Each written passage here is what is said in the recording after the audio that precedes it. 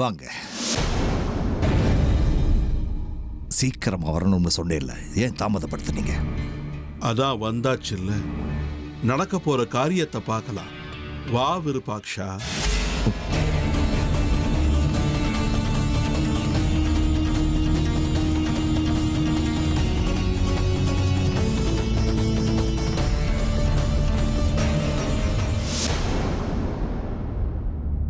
என்ன விருப்பாக்ஷா, உன்னை பார்த்தாலே கடகடன்னு நடுங்குவாரு. ஓன் தாளத்துக்கு ஏத்த மாதிரி அவர் ஆடுவார்னு எங்க கிட்ட கதை விட்ட. இப்ப அவர் பேசுறத பார்த்தா உன் ஆட்டம் அவர்கிட்ட செல்லாது போல இருக்கே. போக போக எல்லாம் தெரியும்.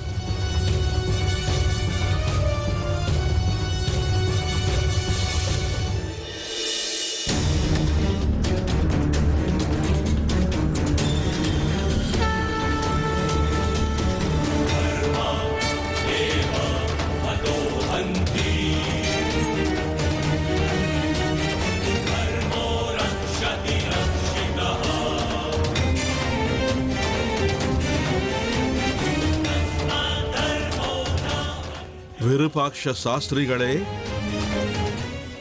எனக்கு பாத பூஜை பண்ணணும்னு ரொம்ப நாளா உங்க மனசுல ஒரு ஆசை இருக்குல்ல? வாங்க, வந்து என் பாதங்களை அலம்புக்கு.